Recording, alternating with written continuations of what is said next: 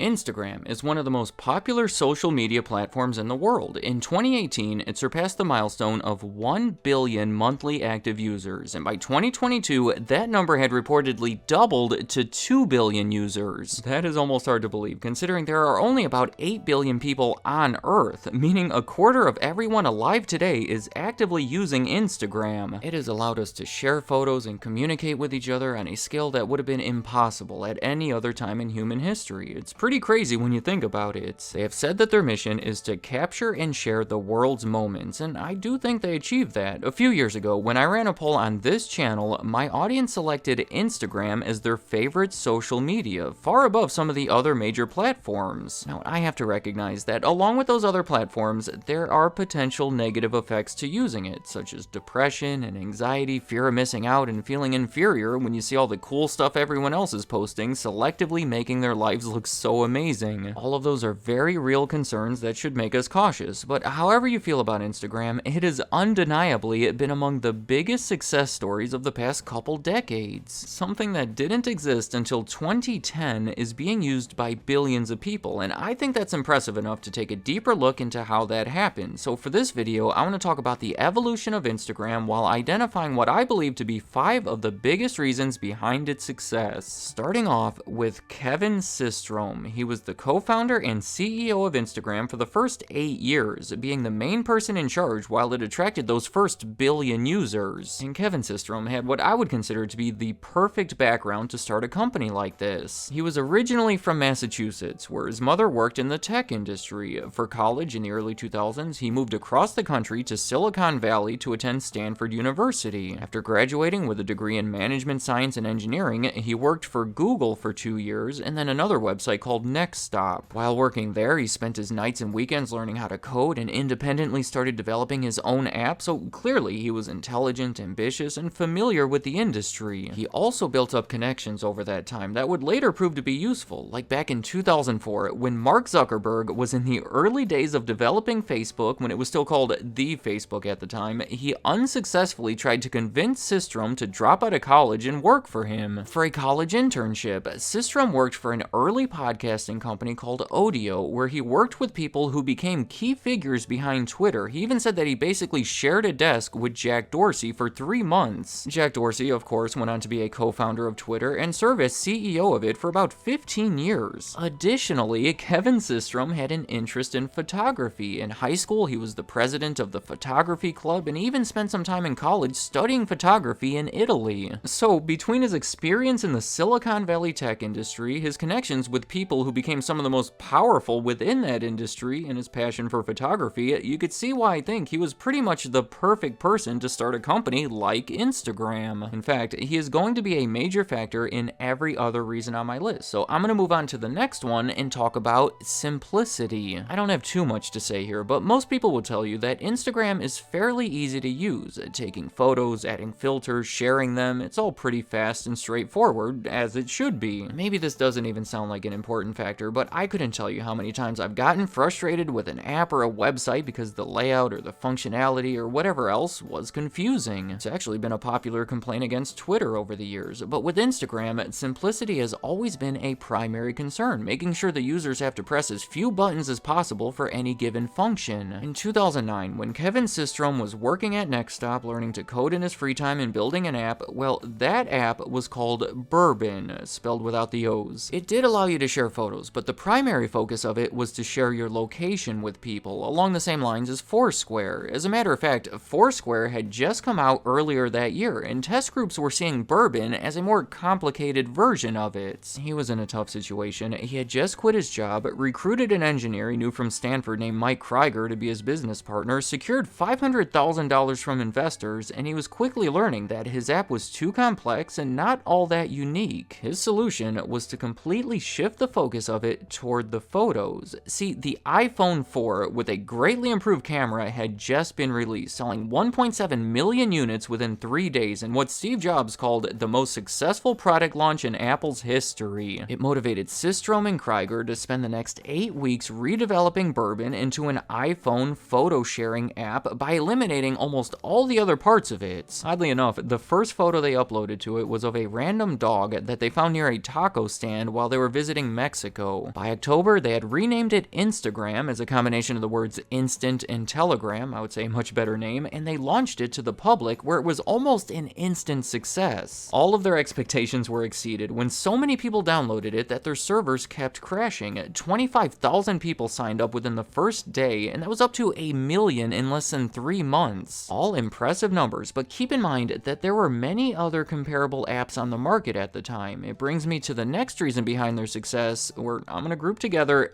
filters and sharing. I mean, these are two of the things that Instagram is most known for. That is why a lot of people use it, so they can apply cool or artistic or funny filters to their photos and share them with their friends or followers, right? So obviously, providing the tools to do it has been a huge factor in their success. Kevin Systrom says that he had the idea of adding filters when he was talking to his girlfriend about how to improve that initial bourbon app. She said she didn't like posting photos to it because someone else that was testing it was posting photos that looked so much better than hers. That's when he realized that the other person was using an outside filter app to alter them, and it would be smart to include that feature into his app. Early on, an app called Pick Please was a notable competitor. It was available months before Instagram even came out, already with over 100,000 downloads, but it didn't offer filters and effects until after Instagram came out. On the other end, Hipstamatic was another competitor already well established before Instagram. In 2010, Apple even named their app the App of the Year. People were attracted by their filters and editing tools, but they were lacking the social media end. There weren't easy and convenient ways to share the photos that people had edited, so again, Instagram was looking more attractive. Right out the gate, they had the filters and sharing capabilities that were better developed and more appealing than anything else on the market, and it made them stand out. For my next reason, I'm gonna have to say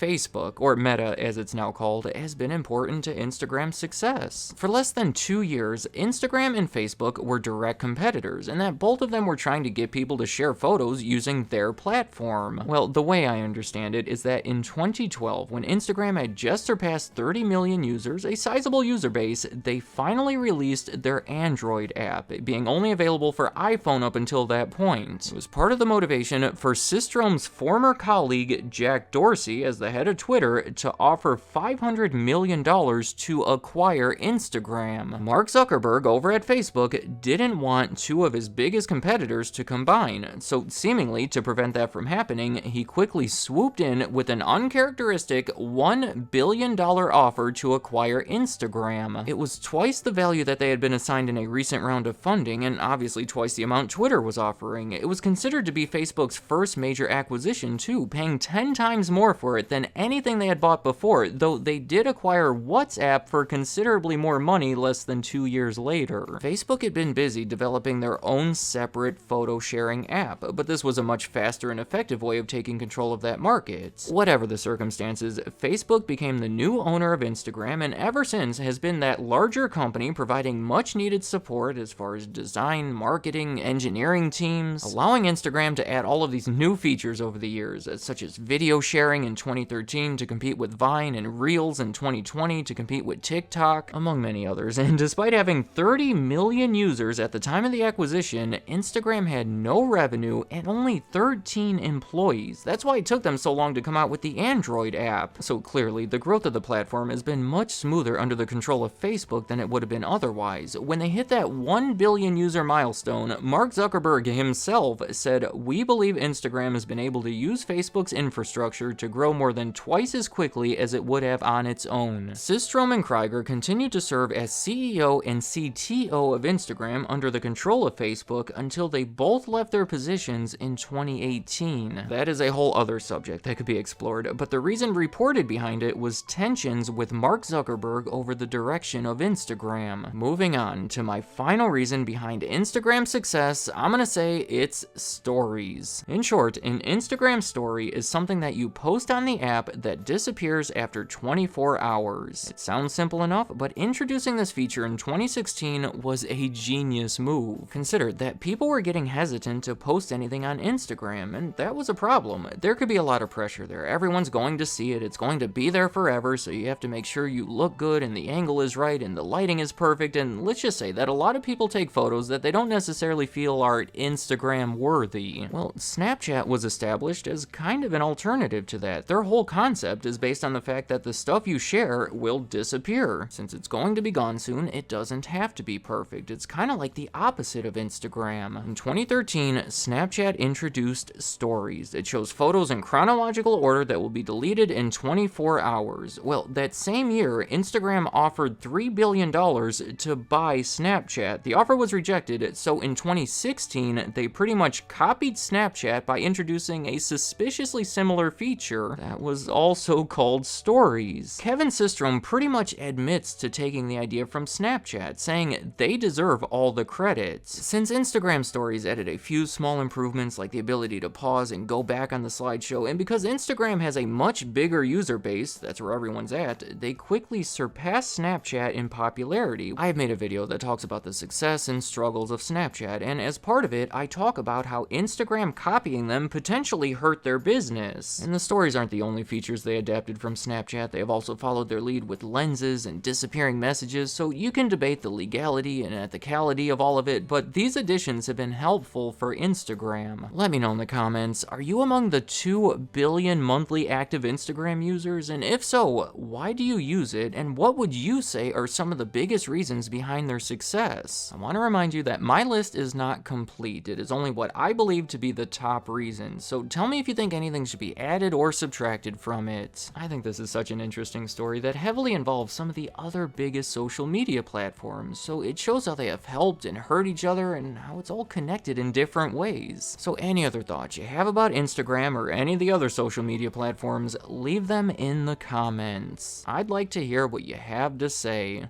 Thank you for watching.